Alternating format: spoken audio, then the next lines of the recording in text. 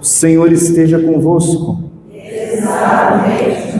Proclamação do Evangelho de Jesus Cristo, segundo João. Naquele tempo, Jesus respondeu aos judeus: Meu Pai trabalha sempre, portanto, também eu trabalho. Então, os judeus ainda mais procuravam matá-lo, porque além de violar o sábado, chamava Deus o seu Pai, fazendo-se assim igual a Deus. Tomando a palavra, Jesus disse aos judeus: em verdade vos digo, o Filho não pode fazer nada por si mesmo, ele faz apenas o que vê o Pai fazer. O que o Pai faz, o Filho faz também. O Filho ama, o Pai ama o Filho, ele mostra tudo o que ele mesmo faz. Ele mostrará obras maiores ainda, de modo que ficareis admirados. Assim como o Pai ressuscita os mortos e lhes dá a vida, o Filho também dá a vida a quem ele quer. De fato, o Pai não julga ninguém, mas ele deu ao Filho o poder de julgar, para que todos honrem o Filho, assim como honram o Pai. Quem não honra o Filho, também não honra o Pai, que o enviou.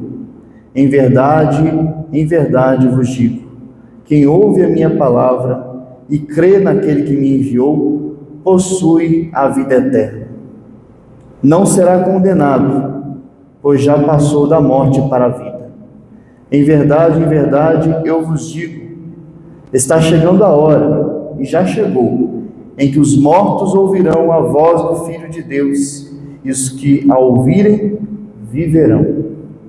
Porque assim como o Pai passou a vida em si mesmo, possui a vida em si mesmo, do mesmo modo concedeu ao Filho possuir a vida em si mesmo. Além disso, deu-lhe o poder de julgar, pois ele é o Filho do homem. Não fiqueis admirados com isso, porque vai chegar a hora em que todos os que estão nos túmulos ouvirão a voz do Filho e sairão. Aqueles que fizerem o bem ressuscitarão para a vida, aqueles que praticaram o mal para a condenação. Eu não posso fazer nada por mim mesmo, eu julgo conforme o que escuto. Em meu julgamento é justo, porque não procuro fazer a minha vontade, mas a vontade daquele que me enviou. Palavra da salvação. Glória a vós, Senhor.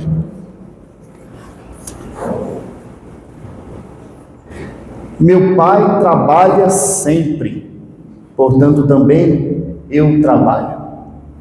Jesus revela sua união hipostática com o Pai, ensinando hoje uma palavra nova, teológica para você, que em 451, quando ainda havia um questionamento sobre a relação filial entre o Filho e o Pai, o Concílio de Calcedônia instituiu o termo união hipostática, que quer dizer da mesma natureza, para dizer que o Filho e o Pai são da mesma natureza, reafirmando o que o próprio Cristo está dizendo. Eu e o Pai somos um, somos da mesma natureza.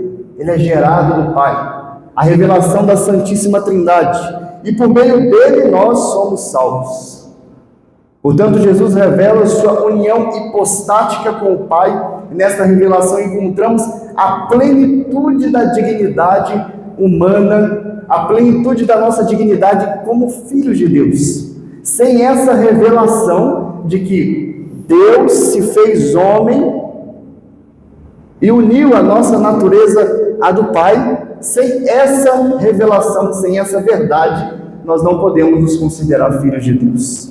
A união hipostática realizada no ventre de Maria faz por meio de Jesus Cristo que nós, por adoção e não por geração, porque Jesus é o Filho gerado do Pai e nós somos os filhos adotivos, que herdamos de Jesus a divindade do Pai. Ficou claro? Que nós somos filhos de Deus, porque Deus assumiu no seu Filho a nossa humanidade. Assim, trazendo uma metáfora para a gente entender, o filho é obra de amor de um homem e de uma mulher. Ali se une o homem e a mulher. E quando aquela criança nasce, nós temos ali duas criaturas ou uma? Uma criatura. Na relação de duas naturezas. Entendeu? A natureza do homem com a natureza da mulher que gera uma única criatura.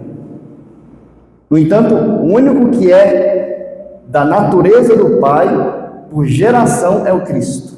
Nós somos por adoção, mas participamos da divindade de Deus e, portanto, somos filhos de Deus. União hipostática. Pronto, aprenderam hoje um termo teológico. Mas, e quem negar essa união hipostática? E quem não crer?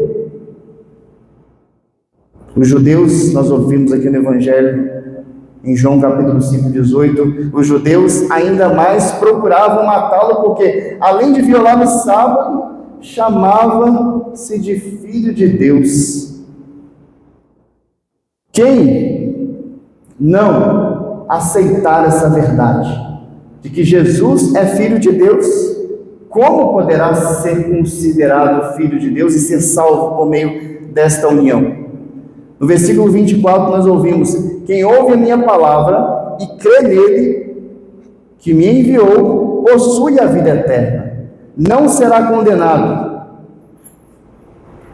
passou da morte para a vida. Portanto, para sermos salvos, para passar da morte para a vida, é necessário crer em Jesus Cristo como Filho de Deus. Está chegando a hora, e não é para depois, já chegou a hora, é agora, em que os mortos ouvirão a voz do Filho de Deus, e os que o ouvirem viverão. Ainda hoje há aqueles que não acreditam no Filho de Deus. Os judeus eles têm a revelação parcial, eles creem no Pai, mas não creem no Filho. Os islâmicos creem no Pai, mas não creem no Filho. Ainda hoje há aqueles que nem creem no Pai nem no Filho. Os espíritas consideram Jesus um espírito evoluído. Os budistas não creem em nenhuma divindade, creem nos espíritos da natureza. Ainda há aqueles que não acreditam, que não receberam a revelação ou receberam e negaram. E dentro da igreja existem filhos rebeldes, buscando esoterismo, espiritismo, macumba, não sei o que, joios, no meio do trigo. E a igreja, portanto, ela é esse depósito da fé, onde toda a revelação está plena. Nós temos o Pai, o Filho e o Espírito Santo, e por isso, como nós vimos na primeira leitura da profecia de Isaías, a profecia de Isaías está falando sobre a igreja, o que a igreja é neste mundo.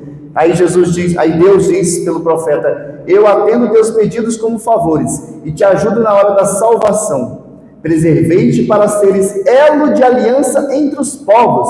A igreja ela é um elo de aliança entre os povos. A igreja ela é o oásis. A igreja ela é aquela que apresenta a fonte de água viva, que é Jesus Cristo. E quem quiser viver eternamente, quem quiser ser regenerado, quem quiser ser filho de Deus, precisa passar por essa fonte. Preservei-te para seres elo de aliança entre os povos, para restaurar a terra, para distribuir a herança dispersa, para dizer aos que estão presos: saí, aos que estão nas trevas, mostrai-vos, e todos se alimentarão pelas estradas até nas colinas,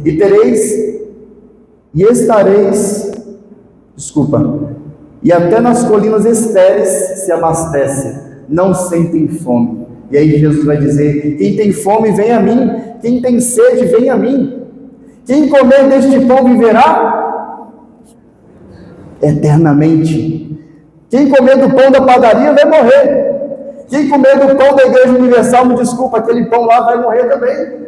Quem comer do pão de qualquer igreja vai morrer, mas quem comer do pão, o pão instituído aqui da Eucaristia, que na quinta-feira santa nós vamos celebrar a instituição da Eucaristia, o dia que Jesus falou: quem comer da minha carne e beber do meu sangue viverá eternamente.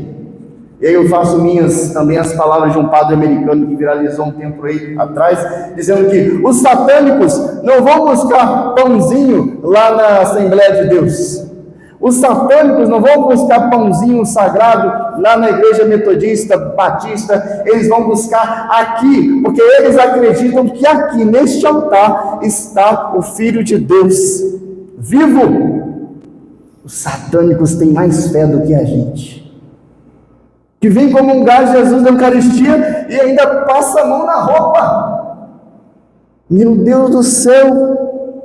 Ainda bem que eu não sou Deus, senão ia cair tanto raio na cabeça do povo. Que dói nosso coração, as pessoas não têm fé. Aqui nesta igreja está a fonte. É possível se salvar sem o Filho de Deus?